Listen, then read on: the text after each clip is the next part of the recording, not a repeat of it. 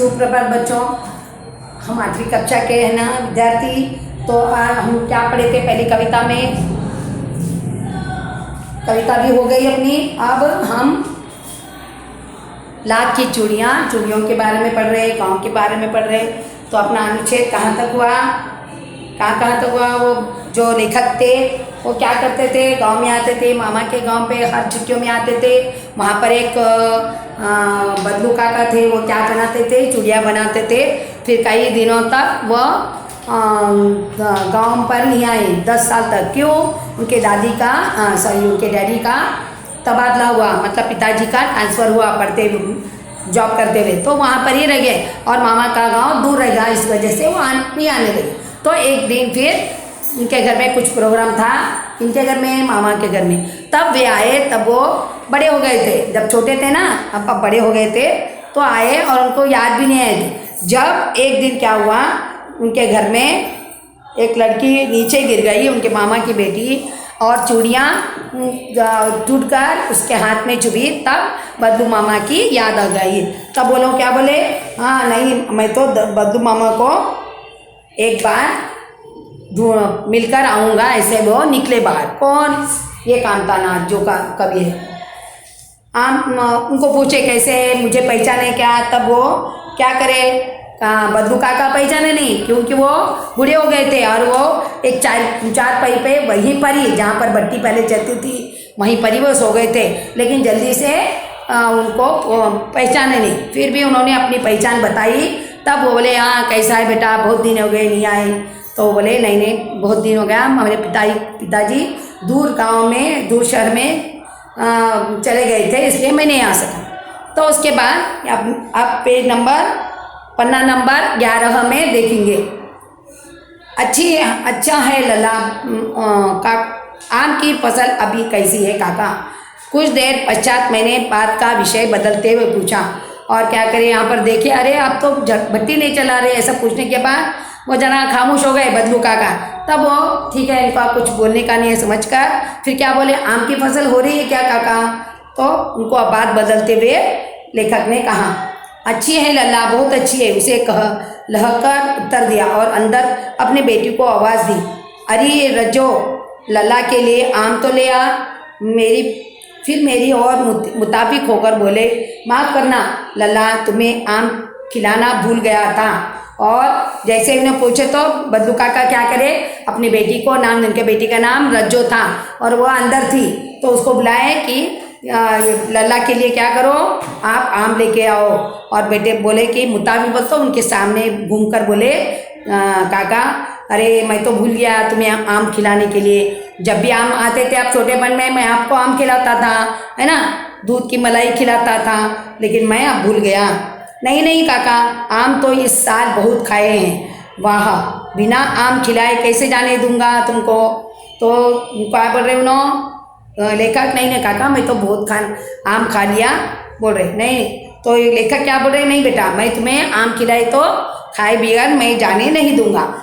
मैं चुप हो गया।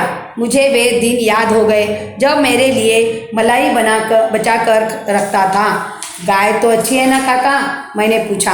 फिर उनको याद आ गया, आम के साथ भी मलाई भी देते थे खाने के लिए। और काका गाय तो अच्छी है ना? गाय कहीं नहीं दिखाई दे रही, क्योंकि गाय से ही दूध निकाल के और घर का अच्छा दूध का मलाई खिलाते थे बोल के पूछा। गाय कहाँ है लल्ला? 2 साल हुए बेच दी। कहाँ से खिलाता? तो क्या बोले, गाय कहाँ है बेटा? गाय को भी मैंने बेच दिया, 2-3 साल हो गए, गाय को मैंने बेच दिया। और उसको चारा खिलाना कहाँ से करना? क्यों ऐसा बोले? उनका जो व्यापार था, उनका जो बिजनेस था, उनका जो धंधा था, वो नहीं चल रहा था। इतने में रज्जू, उसकी बेटी, अंदर से एक दलिया में ढेर सारे आम ले आई। उतने में एक अंदर से उनकी बेटी आई, उनका नाम क्या था? रज्जो। वो लेके आई किसमें? और डलिया बोले तो एक प्लास्टिक का, और नहीं तो इसका रहता, देखो सूप के जैसा कटोरा, गंपा बोलते तेलुगु में। तो इतना रहता, उसमें डाल के वो लेके आई। क्या लेके आई? आम। किसके लिए लेके आई? वो बदलू चाचा के जो छोटेपन के दोस्ती ना, दोस्त की जैसे रहते थे, तो उनके लिए लेके आई। यह तो बहुत है काका, इतने कहाँ खाऊं, कहाँ पाऊंगा? मैंने कहा, और क्या क्या मैं इतने खाऊंगा क्या, इतने सारे दिया आपने, मैं नहीं खा सकूंगा। वाह वाह, हंस पड़ा। शहरी ठहरे ना, मैं तुम्हारे उम्र का था तो इतने चौगने आम एक वक्त में खा जाता। और बदलू काका हंसे और क्या बोले, हाँ हाँ तुम तो शहर में रहने वाले हो ना, नाजुक खाते हो, इतना सा खाते हो अपने शरीर को दुबला रखने के लिए। तो हाँ, मैं तो तुम्हारी उम्र में था ना, तो मैं इससे भी 4 गुना खाता था, ऐसा बोल रहे हो आप। लोगों की बात और है, मैंने उत्तर दिया। हाँ आपकी बात तो अलग है बेटा, शहर के लोग कहाँ, गांव के लोग कहाँ, ऐसा बोले। अच्छा बेटी, लल्ला लल्ला को 4-5 आम छाट कर दो, सिंदूरे वाले देना। देखो लल्ला कैसे हैं, इसी साल यह पेड़ तैयार हुआ है। और क्या बोले, बेटी को अच्छे लाल वाले, अच्छे सुंदर वो दिखा खाने को दो बेटी, उनको छाट कर मतलब अच्छे अच्छे निकाल कर उनको दो बोले। और इसी साल ये पेड़ में हमको फल लगे हैं बोल के काका बोल रहे। रज्जो ने 4-5 आम अंजुली में रख लेकर मेरी ओर बढ़ा दिए। अंजुली बोलते तो हाथ में ऐसा रख के उनको दिए। आम लेने के लिए मैंने हाथ बढ़ाया तो मेरी निगाह एक क्षण के लिए उसके हाथों पर ठिठक पड़ी और गोरी गोरी काली कलाइयों पर लाख की चूड़ियाँ बहुत खप रही थी। और जब सारे गांव में भी देखा था उन्हें, जब छोटे थे जब लाख की चूड़ियाँ थी, लेकिन अब जब बड़े होने के बाद आए उसी गांव में सब स्त्रियों के हाथ में कांच की चूड़ियाँ देखी। लेकिन बबलू काका के यहाँ गए तो वो क्या करे, वो उनके बेटी के हाथ में लाख की चूड़ियाँ देखी और वो इतनी सुंदर लग रही थी, देखते ही मन मोह लेती थी। बदलू ने मेरी दृष्टि देख ली और बोल पड़ा, यह आखिरी जोड़ा बनाया था जमींदार साहब की बेटी के विवाह पर। और देखते उन्हें समझ गए कि ये चूड़ियों के देख रहा है लड़का, तो उन्होंने क्या बोले, बेटा ये तो आखिरी जोड़ा है जो मेरे बेटी के हाथ में है, वो आखिरी है। किसके लिए करा था, गांव का जमींदार रहता ना, वो उनके बेटी के लिए मैंने ये जोड़ा तैयार किया था। 10 आने पैसे मुझको दे रहे थे और वो जोड़े के लिए उन्होंने क्या दे रहे थे, 10 आने दे रहे थे। जब 1 पैसा 2 पैसे 3 पैसे थे तो उन्होंने 10 पैसे दे रहे थे, मैंने जोड़ा नहीं दिया। और क्या बोले, उन्होंने बदलू काका को ऐसा पैसे देने पसंद नहीं था ना, विवाह के टाइम तो वो देते ही नहीं थे। क्या करते थे, उनको कपड़े होना, उनके लिए घर के लिए पूरे उनको कपड़े होना, सर पर पगड़ी होना और जेवर होना और पैसे भी होना, ऐसा वो लेते थे एक जोड़े के। लेकिन उसने क्या किया, जमींदार ने सिर्फ 10 पैसे देने को कहा था, तो उन्होंने कहा मैंने तो उस जोड़े को नहीं दिया, शहर से ले आओ। क्रोध में गुस्से से बोले, हम तो नहीं देंगे, आप शहर से लेके आओ बोल के कह दिया। मैंने आम लिए और खाकर थोड़ी देर पश्चात चला आया।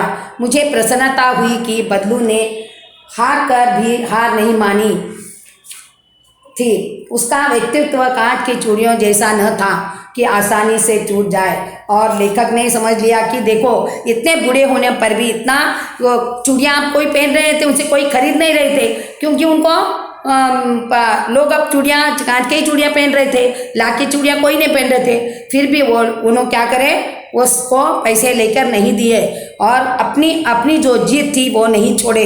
चाहे उनको खाने को भी एक टाइम नहीं मिलता था, अब सब कुछ बेच दे रहे थे, छोटे से घर में थे, फिर भी वो अपने व्यापार का उन्होंने मान रखे और उसको जमींदार को 10 पैसे में वो चूड़ियाँ नहीं दिए। तो ये देखकर उनका लेखक को क्या लगा, देखो पहले के लोग कैसे थे, अपनी बात पर रहते थे। थोड़े लोग क्या करते, बदल जाते कि नहीं हम ऐसे दे देंगे, चलो पैसे के लिए ऐसा बोलते। लेकिन वो कैसे थे, अपनी बात पर अड़े थे और वो चूड़ियाँ नहीं दिए, अपनी चूड़ियाँ अपने बेटी को पहना दिए। समझ में आया मामा का, बदलू काका का नेचर कैसा था और ये लाख की चूड़ियाँ कैसी बनती थी, हमने ऐसा पढ़ा है। और अगले जूम में फिर एक बार मैं पहले से बता दूंगी, फिर आपको समझ में आएगा। धन्यवाद बच्चों।